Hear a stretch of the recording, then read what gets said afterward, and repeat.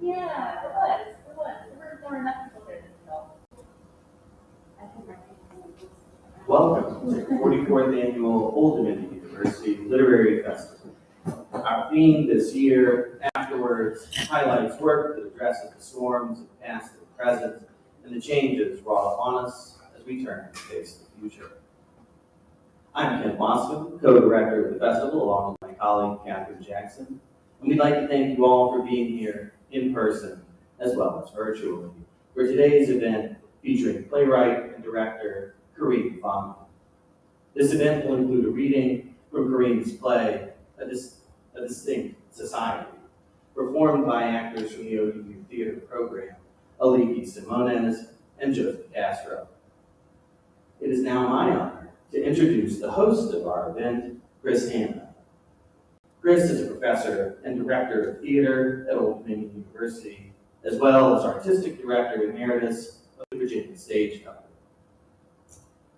He is a board member of Zeter's American Dream Theater, for which he most recently directed the premiere of Bart Cooper's new musical, Moonshiners, at the Chicago Musical Theater Festival. Chris previously served as resident director at New York's Juilliard School and is a member of the Stage Directors and Choreographers Society. Please welcome to the stage, Hanna.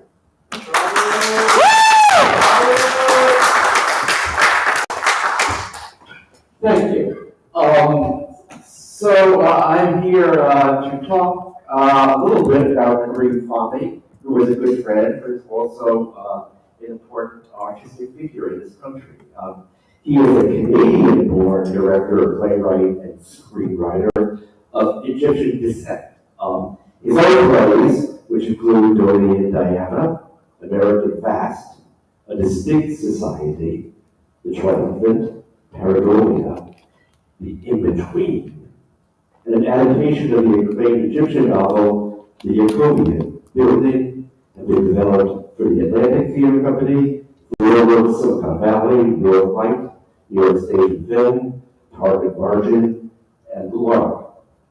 He has also been a fellow or a resident artist at the Sundance Theater Lab, Yaddo, Oregon Shakespeare Festival, the O'Neill Theater Center, TCG, and Soho Reps Writer Lab, and even the New York Theater Workshops Writing Lab. He's a very impressive man.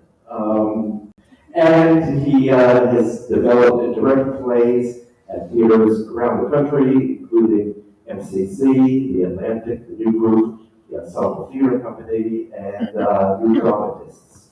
He is a founder of the Maya Directors, and that's a consulting group for organizations and artists engaging with stories from the Middle East and beyond. And he has MFA actually in directing from Columbia University. Kareem lives in New York City with his husband, acclaimed fiction writer, Dr. Hanna, who's also a really terrific man. I have to say that I know Kareem as a director mostly, and although he doesn't mention it on his official site, he is proudly directing production of The Importance of Being Earnest here at Old Dominion University. And although he, obviously by hearing his list, he mostly works with new plays, it's very exciting to see him tackle the challenges, not just of a classic like Ernest, but also something that is both so silly and so wise. It was a really wonderful experience. And part of so I'm so glad he's here at the Literary Festival, because we don't get enough director playwrights. So I am very excited to introduce Kareem, who is going to be joining us from New York and talk a little bit about Haruki Murakami.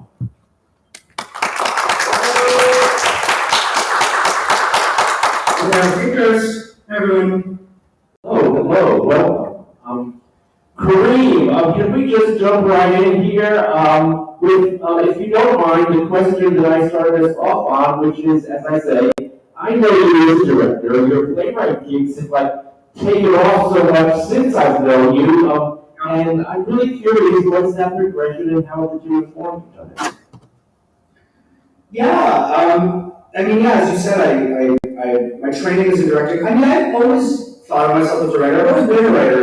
I actually thought, when I was younger, that I would be like a novelist or a story writer or even a poet. And then I had written, short plays and a couple of lit plays when I was quite young, back when I was in college and stuff back in Canada. And then I always loved, being in theater and directing, felt like a really natural fit for me. And then I just sort of pursued this path, which was about trying to sort of break into the theater field. I had a whole other career before I got my degree in physical therapy and was practicing as a physical therapist in Montreal. But I had founded this theater company, which was getting some sort of local buzz in Montreal, and that sort of put me on this trajectory where I was directing a lot. And sort of fast forward a few years, and I had moved from Canada to New York, where I'm speaking to you now from New York. And I moved here so that I could study at the MFA program in theater directing at Columbia University, which is just down the street from where I am now. And that's what I thought I was going to be doing, was just directing. I had really put the writing on hold. And in a pretty, sort of fortuitous turn of events, I got a couple of opportunities, one early one more recent, where theater companies, both of them were here in New York, basically commissioned me as a director, which is something that doesn't actually happen a lot in our field. Commissions are a very sort of common practice for playwrights, but much less so for directors. But because of this first commission opportunity that I got, I created something, and I ended up writing a play for the first time in many years that I then also directed. And people, that was my first play in between, or I call it my first play, my first professional play. And people liked it. Like, people liked the play, and people were like, "Oh, you should keep writing." And I thought, "Oh, okay, sure." And that sort of opened the door for me to begin sort of submitting myself to like playwrights labs and sort of developing my craft as a playwright.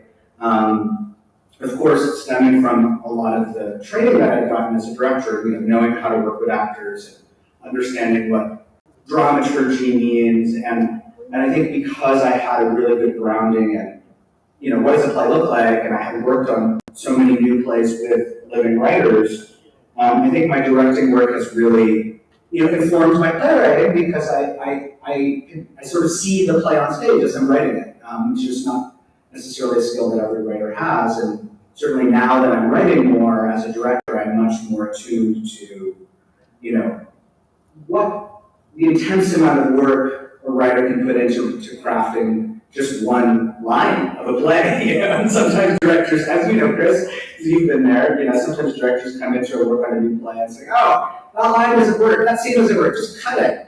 And I think now I'm much more sensitive to the fact that, cutting a line sometimes means that was like a whole day of work to craft that one line. So certainly the two things, my director brain and my writer brain, very much are in sync now. That's really helpful, thank you. What about the Stick Society? Where did that come from in its progression?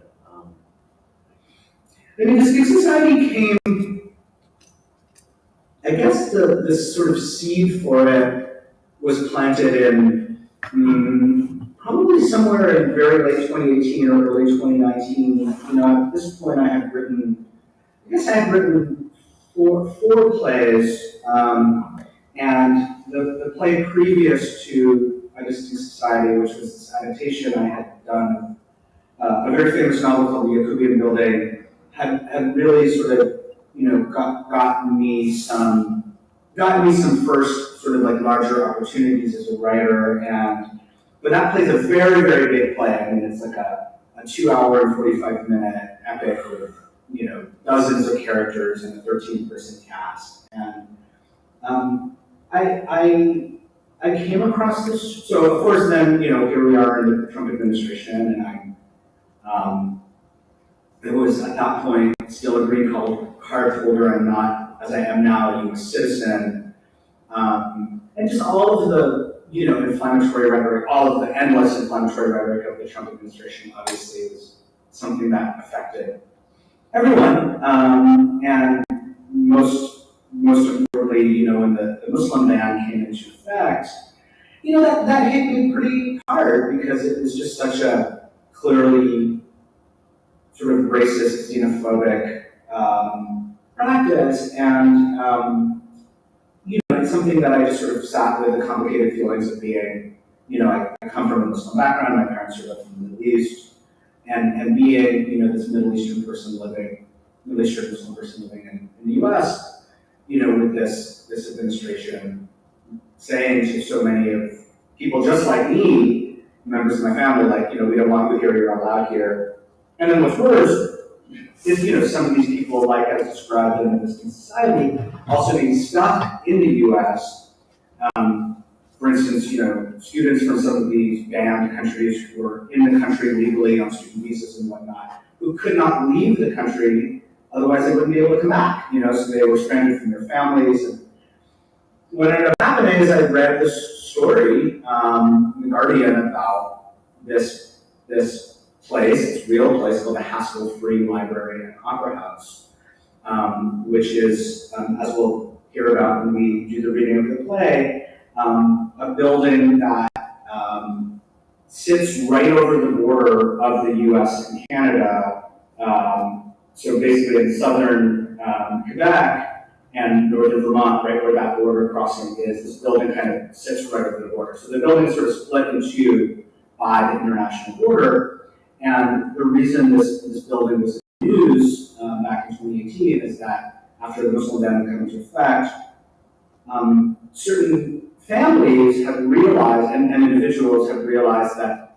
this library, because it was sort of this geographic loophole, that it was kind of both in the US and Canada at the same time, and also sort of neither, that they could go to this library and meet up with their families. So there was this sort of pretty beautiful, kind of heartwarming story of these families coming together, but of course the dark side of that is that, we weren't allowed to have good things in the Trump administration. So, the Customs and Border Protection was sort of cracking down on these family visitations. So, I read this story, and of course it really struck me because of, what the story is, and then also because this library is like a stone's throw from where I grew up. So I grew up in southern Quebec, and this library is like 30 minutes from where I grew up. I'd never actually been there before, but I had heard about it, and border crossing that's right next to it. I had crossed at that border crossing, a million times during my childhood.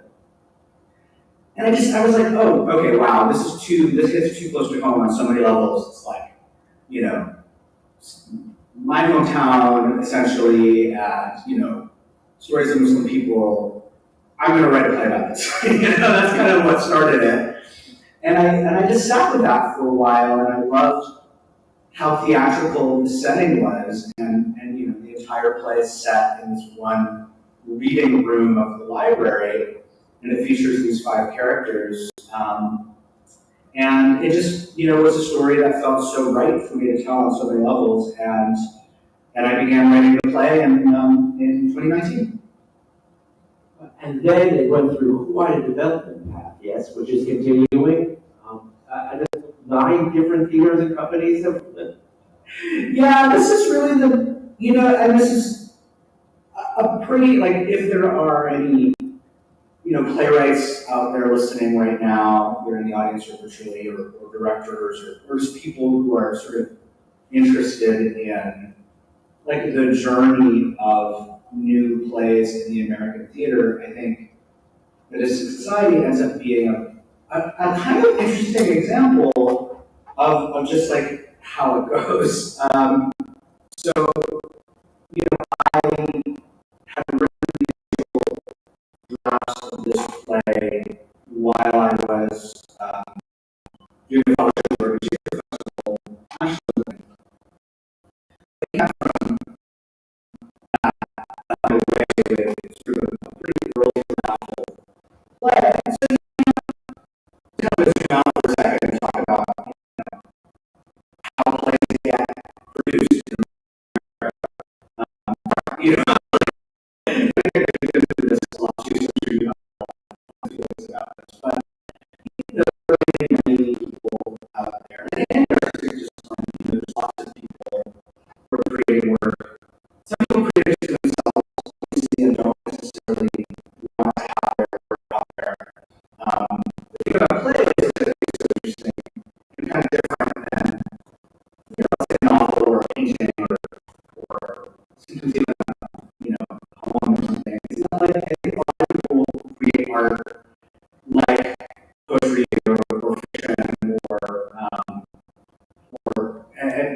visualize, and it's okay that they're creating it just for themselves, you know, it's like something that I do for me.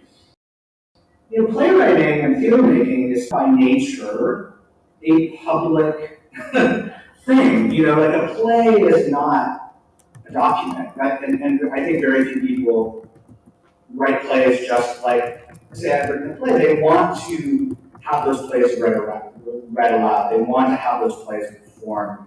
And so there's, you know, a very sort of large and very sort of competitive market for new plays in this country, and so many people writing.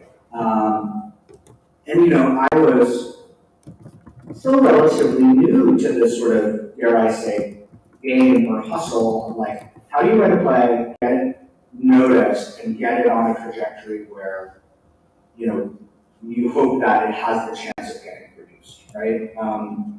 Now this happens all the time, right? There are new writers, so I've been writing, you know, I guess you could say professionally now for the last 7 or 8 years, maybe you would say. I've had professionally supported development of my plays at major theaters. I've had, you know, 2 productions which you would call sort of like workshop or developmental productions that were fully staged but limited in scope. And I've yet to, you know, have any of my plays sort of fully professionally produced. Now, the hope, and I've been hoping that I would have the news before today so I can announce it as part of the Lit Festival, but, you know, it has not happened yet, but the very optimistic, the signs are very optimistic, and there's been a lot of interest in the play. But in order for it to get to that point where there has been optimistic interest, it takes a tremendously long time, and now this sort of like almost 2-year journey that has touched all of these different organizations, dozens and dozens of different people.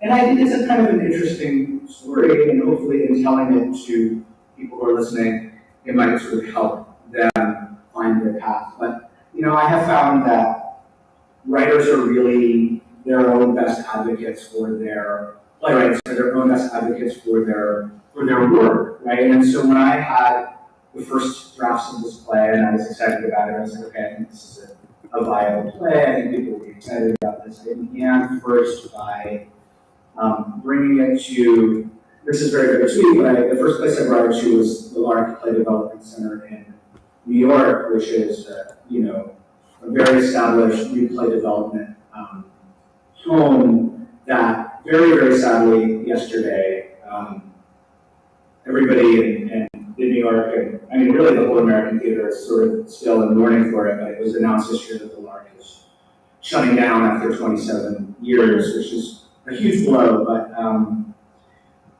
so it's actually, you know, quite emotional to think about the fact that the very first time I had a chance to hear this play out loud with actors was at the Lark, and now to know that, you know, the Lark is no more. But that was sort of the beginning of the development of the play, in that the Lark is sort of exemplifies one of, you know, many institutions that exist in this country that are not like producing organizations. The Lark isn't a theater that produces plays. The Lark exists simply to, you know, provide a home for development for new work. So the Lark was really gracious in sort of opening their doors to me in this play to do some of the initial development. And it began as sort of these closed door readings where I got to just hear the play. From that point on, I did some more, you know, work on the script, and then got it to another organization, which is a little bit like the Lark, but also does some producing, which is called New York Station Film, which is based in New York, but is basically a summer residency program up in Poughkeepsie, New York. And New York Station Film that I had a relationship with really loved the play and offered me a slot to do my first public reading of the play in New York, which happened in February of 2019. So that was my first opportunity to hear the entire play out loud in front of an audience. It was attended by a lot of people from the New York theater community, and both prior to that and stemming from that, several different opportunities began to open up where I was getting invited to theaters to continue the development of the play through readings and workshops and residencies. And of course, we all know what happened in March 2019. We were hit with the pandemic. So, March of 2020, forgive me, I got the date wrong. So February 2020 was the reading, and then March of 2020, the whole theater industry essentially shut down. And, like dominoes, all of the developmental opportunities that I had for this society got canceled they got canceled or postponed, and everything was in limbo. So that was, a real blow, because I had been slated to, fly to different places, both in the US and Canada, to work on the play. And then, a few months later, Zoom became, here I am speaking on Zoom, and suddenly we were all in Zoom world. And this is like a really cool development, and one that ended up being really wonderful for this play, and I think will continue to be wonderful for writers all over now, is that people started developing plays on Zoom. I was able to get support through, I guess all of the other development workshops, so it was 6 or 7 readings and workshops that all happened on digital platforms, mostly Zoom, over the course of like a year. These were theaters in Chicago, theaters in the Bay Area, there was Theater Canada that did a workshop of it, there was Theater Oregon that did a workshop of it, Albany, New York. And it was really amazing because through all of these workshops, I was able to work with tons of different people. So I worked with different directors, I worked with dramaturgs, actors, and some casts were all American, some casts had an entirely Canadian cast. I had one hybrid cast that had some Canadians and some Americans, which was very cool. And suddenly I was getting all of this amazing support to work on the play through Zoom. And I just learned a lot, and this was this sort of developmental pipeline that you'll hear described in the American theater a lot. It's like, oh, okay, your play is in the pipeline, but that pipeline was happening entirely virtually. And with each play, with each workshop and reading, I was able to make refinements, sometimes very big, sometimes very small. I would try new things out, I would bring in new scenes. I would focus sometimes to say, okay, this pass of the play is just about one character. And it was pretty extraordinary. It was quite an extraordinary opportunity to have so much support for this one project. And, over the course of all those workshops, the play deepened and grew a lot. And by the time we were sort of looking like we were going to be moving away from the pandemic, if that ever happens, I was getting more offers to do additional workshops and readings of the play, now in person. And I actually decided to say no, because the play has really been through such a rigorous process. And I've now sort of said the next step for this play is to get professional production. And, fingers and toes crossed, that may happen in the upcoming, sorry about the sirens, in the VR, in the upcoming season, 22-23. So, yeah, I'll let you know next time I talk to you whether or not that's happening. Well, I wish you luck on that. It's a wonderful play, and it certainly deserves not just one professional production, but many. I know how that goes. Let's get first, and they start Steve with it.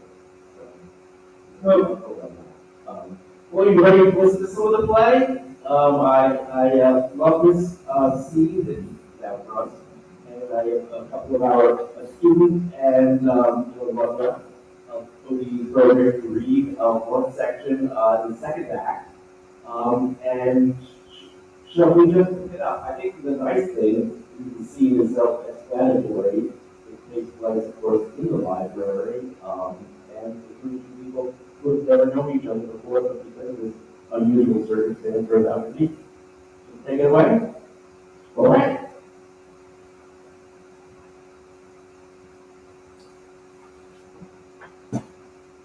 How did you know my name? I was here last week when your dad came by. You met my dad? How did he look? Was he okay? Did he seem healthy? Whoa, chill out. Well, you must have noticed something. Did you talk to him at all? Started this late. Fuck, I don't have any bars. Cell service here sucks. You have to use Wi-Fi. If you stand by that window, you can sometimes. I'll figure it out myself, okay? But honestly, you've eaten the library. Yeah. Maybe she felt bad for throwing out your food last week. She threw it out? Why? I don't know, ask her. What are you even doing here? Shouldn't you be at school? Shouldn't you be at school? Your dad said you were in med school. So you did talk to him. I mean, a bit. And? If you let me have the rest of the food, I'll tell you. It's not really my thing anyway. So? Well, let's see. You seem sort of nervous, and at one point you got a little weak or whatever, like you might collapse. What? That's normal, right? I mean, he's old. He's in 50s? That's old. What else? He said he'd come back the next day. How come you still haven't seen him? I couldn't get away from school. It's all super busy and intense. Why do I get the feeling like you're bullshitting me? I'm not bullshitting you. Get away from school? I can always tell when you are lying. Just forget it, okay? You seem even more freaked out than your dad. What are you so scared of? I don't like it here, and my nerves are shot. From not eating? How much did my dad tell you about me? He said something about you passing out from not eating. Is that true? Do you know what's going on out there? There are all these border guys, like, swarming. That's normal, I think. I honestly don't get this place. I thought there might be hundreds of people lined up on both sides of the border, waiting for their turn. It's just a weird, sleepy library in the middle of nowhere. This is definitely in the middle of nowhere. You live around here? Unfortunately. Are you a Quebecois? Do I sound like a Quebecois to you? I don't know what a Quebecois sounds like. It sounds like my mom. You don't have much of an accent. I've been living in the States for a long time. College, then med school. Will you go back to Iran after school? I'm going back home as soon as I'm done. You just said you were from here. I mean, I live here. I grew up here, but I'm from Northern Ireland. My parents moved here when I was 2 weeks old. Both of them are sheep geneticists. Oh. Okay. The world capital of sheep research is, where else? Sherbrooke, Quebec. So you speak French. I have no choice. Is someone forcing you? There's an English school right across the street from my house, but I'm not allowed to go. See, there's this really dumb law in Quebec, the Charter of the French Language. It's supposed to protect French Canadian culture or whatever. Like, you can't have English anywhere, on any signs, or you get a fine. And if you're an immigrant to Quebec, no matter where you come from, even Ireland, you have to go to a French school. I like your bracelets. They're neat, shiny. You know, I'm trying to be nice to you, and you're being sort of rude. I didn't ask you to be nice to me. You seem like super nervous and upset, so I thought I could like distract you for a while until your dad shows up. God, I guess I could use some distraction. Just so you know, I'm not a rude person. I've been under a lot of stress. Is it school? You trying to become the best doctor in the world or something? That title belongs to my dad. He's like the most respected cardiac surgeon in all of town. So are you gonna cut people's hearts open and give them like pig valves? Surgery? God, no. I can't deal with all that blood. I could barely. Do your parents want you to be a sheep geneticist with them? They don't give a shit what I do. Plus, they're not together anymore. It's just me and my mom here. Where's your dad? He hates Quebec. We went back to Belfast. Anyway, I'm not becoming a stupid sheep person like either of them. My dad wants me to become a doctor when I was like 5. Seems like a lot of pressure. It is, yes. What happened with that officer who forced him to leave? Officer Laird didn't force him. My dad was terrified of him. But Officer Laird? That's what he told me on Skype. A scary American with a gun. Officer Laird's not a bad guy, I promise you. My dad really doesn't like guns. Or men with guns. You mentioned that. Did he get like shot at in a war? Well, yeah, but that's not the reason. Then what is? It's a long story. It might distract you. Well, okay. My dad was helping me for med schools. This one night in Houston, we'd been to Baylor, and we were walking down this dark street, and a man started yelling, "Fuck you, get out of my country!" Typical drunk bullshit. And we kept walking, but the man whistled at us. So I turned around like a reflex almost, and he's sneering at us. And my dad, he makes himself really big, and he says, "You leave us alone, you coward!" Baller. But then the man pulls out a gun, points it right at me. Holy shit. But my dad steps in between me and the gun. "Don't you hurt my daughter. If you have to hurt someone, hurt me."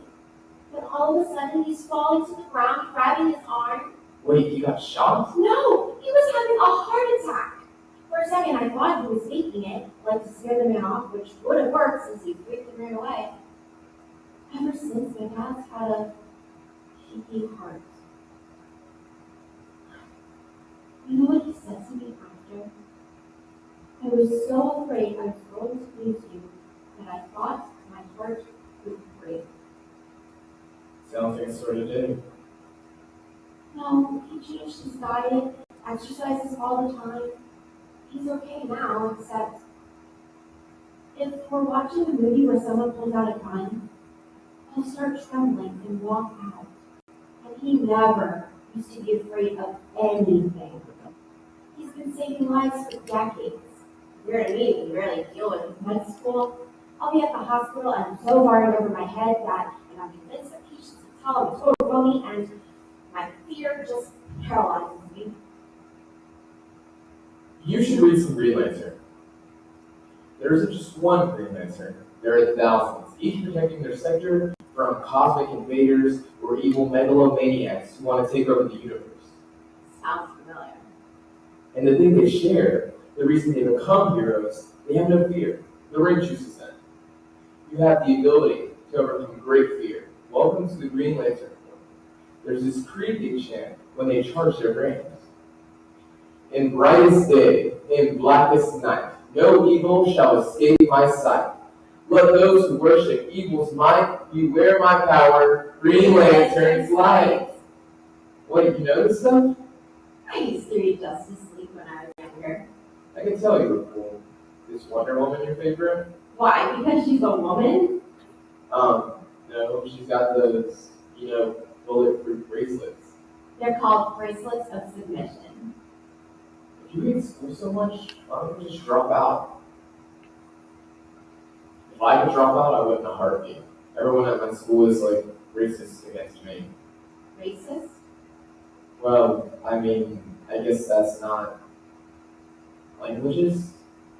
That's not a word, is it? See, I'm the only one in my class whose parents aren't French Canadian, and people in Quebec can be so snooty. Like, even though I speak French, those frogs treat me like I'm trespassing.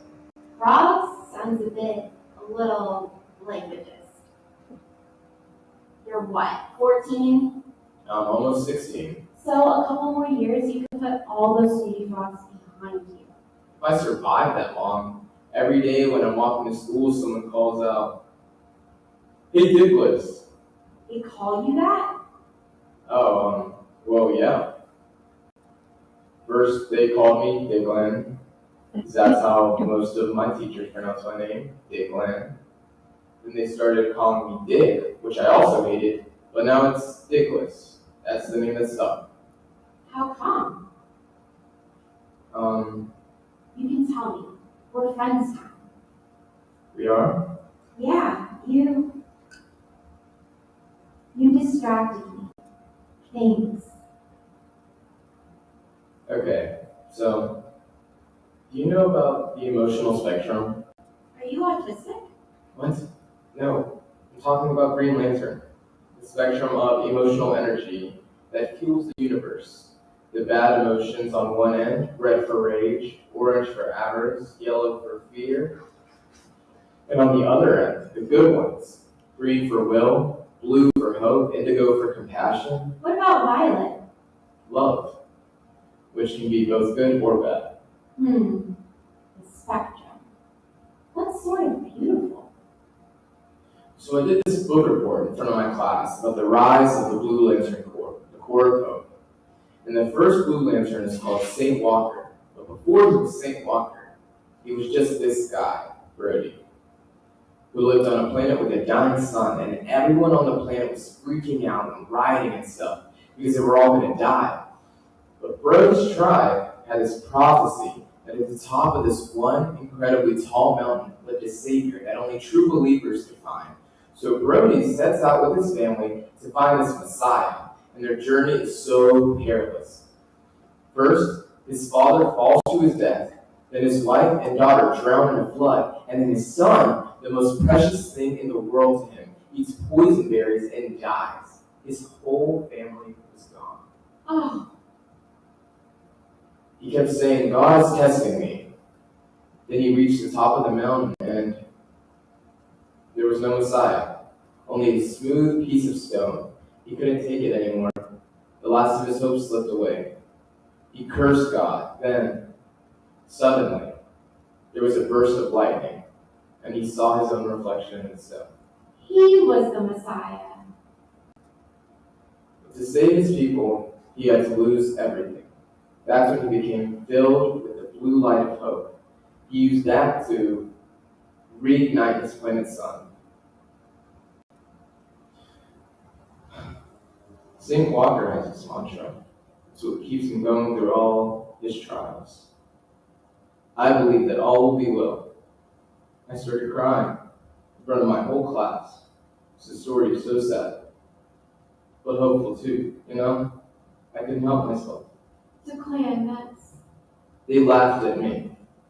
All of them laughed and laughed. And that's when they started calling me Dickless.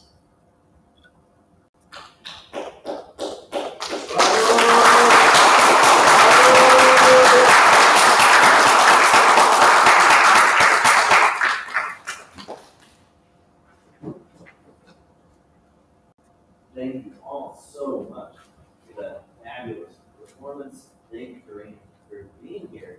Now is the portion of our event where we get questions from those of you out there watching the stream, those of you in the audience here today.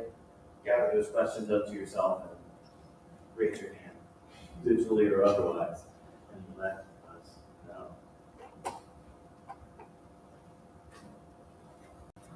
Well, while those questions develop, Green, am I visible? Yeah, visible enough. I have one just from a place of almost total ignorance, which is a great place to ask questions from. I want to know more about the process of drafting a play. Like, do you start with scene one, or is there some of the scene that struck you first, or I'm just going to stop?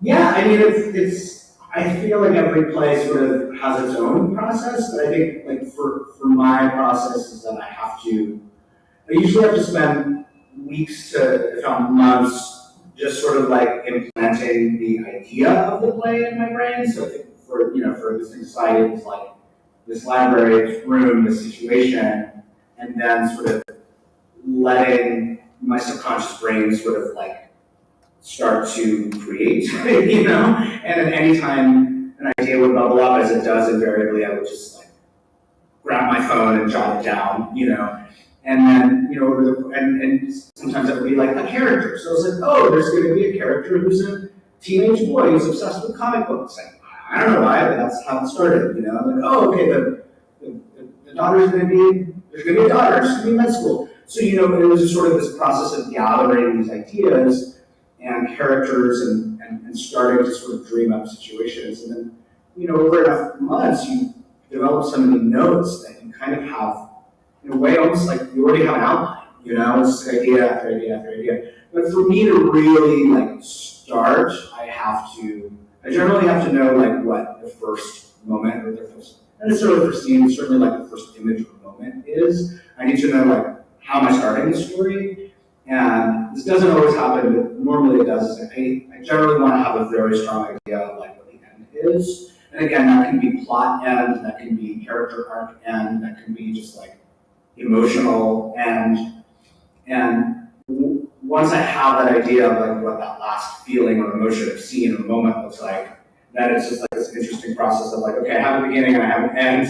How do I get there? You know? So yeah, and then it takes me as long as it takes me to figure that out. Fabulous. Well, I mean, as a former, wait, do you have questions? Hi, Corinne, it's Catherine. Hi, Catherine. I have a question for you. I was really fascinated by the discussion of how the play develops and goes through workshops with production companies, and how you know, had some readings of it on Zoom. And I wondered if there was anything that you could share with us as you heard this scene performed today by Allie and Joe. Was there something that was maybe confirmed, or something that maybe you thought, you know, you would, I don't know about change, but, you know, just what your impression was after hearing today's fabulous performance by Allie and Joe? Thanks. That's a great question. Yeah, it's really interesting because, you know, now it's like I've heard that scene so many different times, and it's also interesting because I have done readings of that scene myself, where I play both characters, and there's this interesting things that started to happen because that was actually that's like almost the entirety of scene 2, and you know, I had made this sort of early decision that I always change many times, so like that scene would be, it's the longest uninterrupted two-person scene in the play, you know, just Declan and Shireen, where you really kind of understand both of their backstories. It was a very, very, very difficult scene to write, and I rewrote it and rewrote it and rewrote it and rewrote it. And then something started to click in, like maybe around workshop 6 or 7, where I sort of understood what the dynamic between those two characters were, and like what the specific sort of conflict of the scene was, and what each of them wants out of one another, and how, you know, they begin as strangers and end as friends, and, you know, they both divulge these very deep secrets and personal stories to one another, which then will have repercussions later in the play. So it's always wonderful to hear that now that I've spent so much time refining that scene, that each time I've heard it more recently, once the scene is sort of in a much more mature, dare I say, almost complete place, it's like actors, just like our wonderful actors today, are able to sort of pretty clearly intuit like what the underlying idea of the scene is. I think you can learn a lot about a scene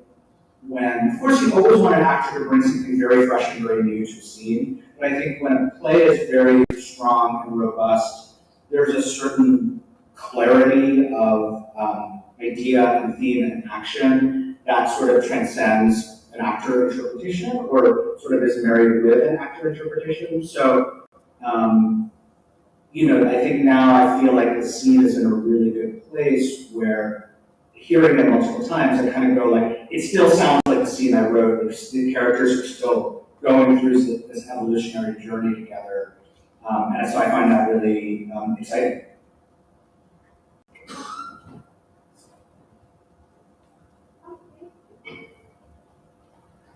Hello, my name is Cindy. Hi, Sydney. Hi. So I just have a quick question.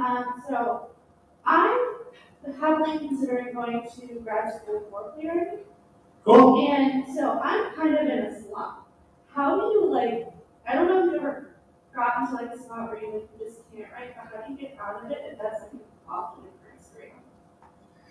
Oh gosh, yeah, I mean, it's every writer, I think, it's really hard, it's always really hard, I think that I have, when I've been in slumps like that, I don't, some people say, like, force yourself to write, just sit down and do it anyways. I think it is about allowing yourself a certain amount of time every day to if it's not to write itself, it's to like be with your thoughts and like be with your ideas and like embrace those ideas. So like partway through the pandemic, I was in a real funk. I hadn't written anything.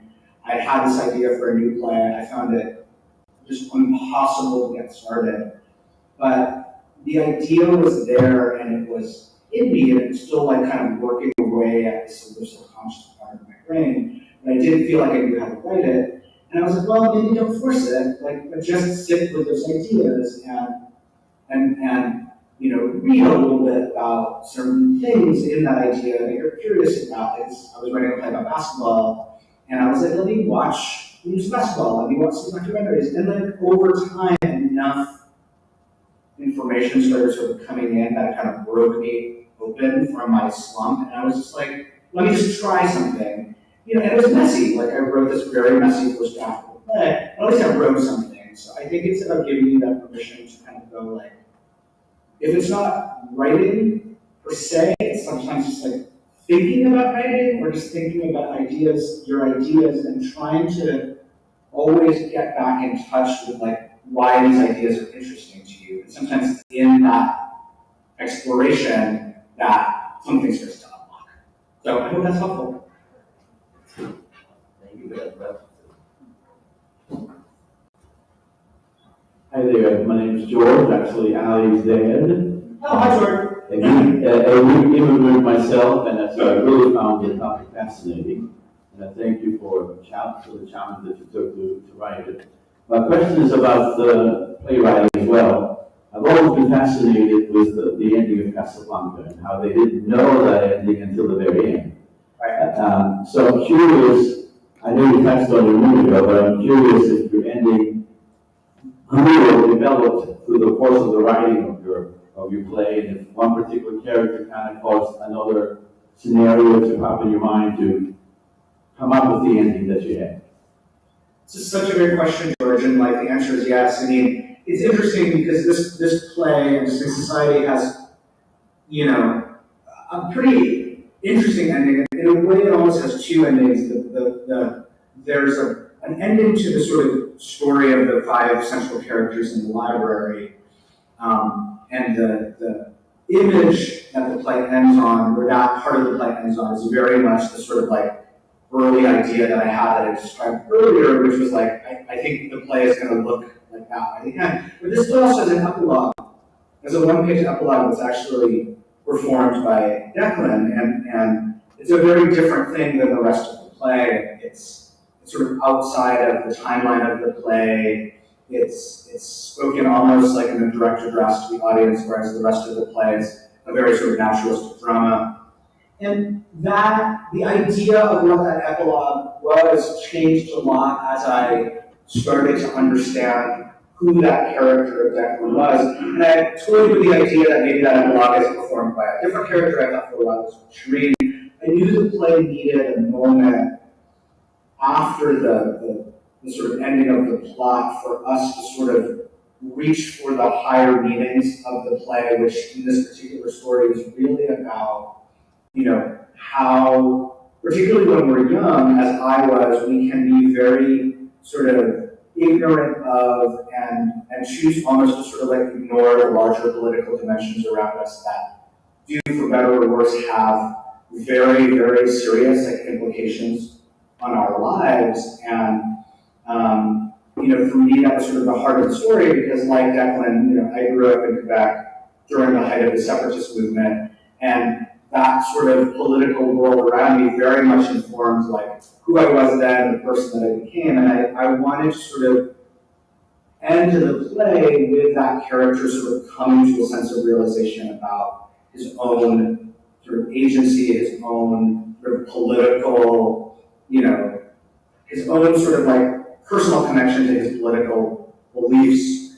And so that took many, many, many iterations, and I'm probably still tweaking it because the character of Declan changed a lot through the iterations. I mean, it was almost like with every draft, Declan was a slightly different person. He was the hardest character to write. So it shows that, one of the great things about new play development and the fact that I did have all of these opportunities is that I didn't have to have all the answers right at the beginning. And I would often start the workshop process by saying, I still don't think I have Declan exactly right. I still want to play with this epilogue as the end of the play, and I think it's going to be in his voice, but I'm not sure if it's working. And then it took me almost until the last couple of readings where the feedback I was getting was like, oh my God, the epilogue works perfectly. And I think I realized because Declan as a character had a very well delineated arc, and I had both through like my own work of working with directors and dramaturgs, and a lot with actors. The actors really contribute to that because the various actors that play Declan made me see the character, made me understand who this young man was. And so, again, that's why new play development really does strengthen and deepen, what a play becomes. Very long answer to your question, George. No, I love it. Thank you so much. May I ask another one? Of course, yeah. So it isn't so much about playwriting, but just writing in general. I've been challenged by several people now to write my own life story as an immigrant coming here and being very blessed to be here. What advice would you give to aspiring writers? I mean, I think you're already touching on, what tends to be the sort of most easiest entry point for a lot of people is like, what aspects of your own story feel fertile? What aspects of your own, and that could be like your own personal story, the story of your family, the story of, whatever it is that's in your life that feels like it is the most activating to you. So, I spent many years prior to working on these plays developing a new play that was inspired by, the true story of how my grandmother left Egypt to come to Canada in the 1960s. And I didn't write that story, but I worked on adapting a novel, a memoir that she had written into a play with a writer. And that was very much like kind of an origin story for me as a writer, or as a storyteller, I should say. So I think, writing from that very truthful, honest place and going like, what is my experience, I think is a great place to start. Some writers like to write from idea, they like to write outside of themselves. I'm always interested in like what comes from inside of you. Excellent. Thank you so much. And thank you for giving us this opportunity. Thank you for attending. Thank you for this fabulous question. I have a question. Hi. Can I talk through my mic? I hear you, yeah. Okay, good. Hi. I loved how you broke down for us actors what your different notations for beats were, whether it was like ellipses or the slashes to denote how lines kind of flew together. And I was very curious as to how did you create that format? Was that something that you developed over other pieces? Or can you please elaborate about that, because that was very fascinating, especially in the end portion of the play when like everybody is just pure chaos around us, everybody's overlapping, so much is unveiled. Can you talk about that, please? Yeah, you're referring to the fact that like within this script, and actually in a lot of my scripts, I use, a combination of overlapping dialogue. I use things that I call active silences, which are sort of nonverbal lines, which are denoted in the script through an ellipses, but it's sort of like the idea of like, it's a line in which the character is having a response to what's just happened that is not verbalized. I also do a lot of like self-interruption.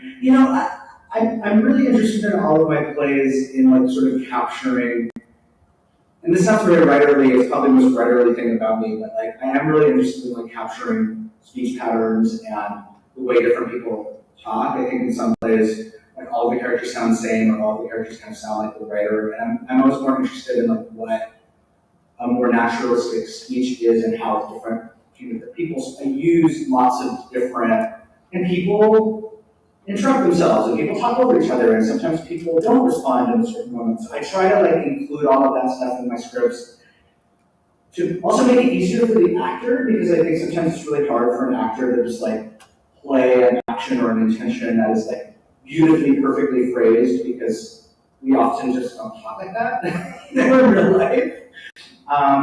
And yeah, and then mostly it's like stolen. Like none of that stuff is like I invented. It's like, you know, lots of plays have overlapping dialogue. Lots of plays nowadays use active silences.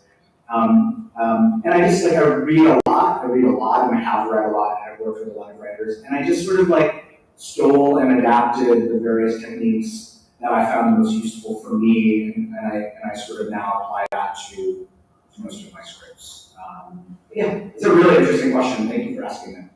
Thank you. It felt very authentic and truthful and natural, and I just really appreciated having an experience like that. Thank you. It's awesome. You read it beautifully. Thank you very much. Well, thank you, Corinne, so much. Thank you, Chris. Thank you to our wonderful actors, Ellie and Joseph, and more than ever.